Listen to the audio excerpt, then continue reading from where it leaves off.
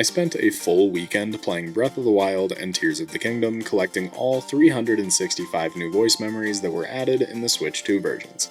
It took forever.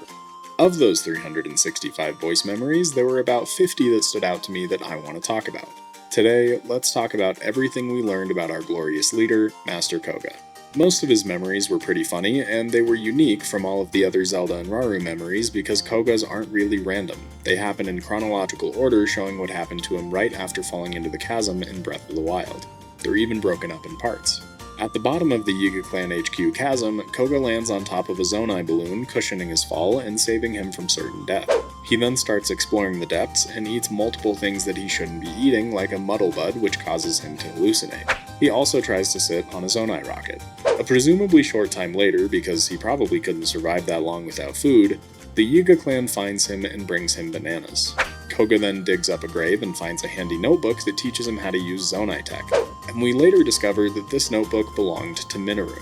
With the knowledge he gained from the notebook, Kohga is able to operate a Zonai balloon and use it to float up through the chasm he fell into, probably making it back to the surface.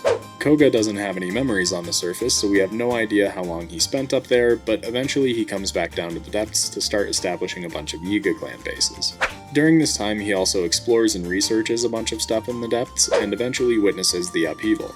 With his memories starting in Breath of the Wild and reaching the beginning of Tears of the Kingdom by the end of Part 2, we don't really know how much time Kohga spent doing each thing. Since he couldn't have lived that long without eating, we can assume the Yiga clan found him very quickly.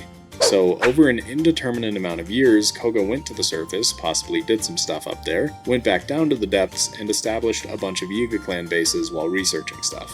I personally think that this means Kohga spent quite a bit of time back on the surface and helped establish the new Yiga bases up there while he was recruiting people to join him in the depths.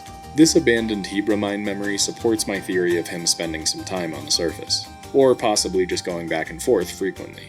Then, during the events of Tears of the Kingdom, Kohga searched the depths for Ganondorf, and possibly has a crush on Ganondorf. I like to believe he does.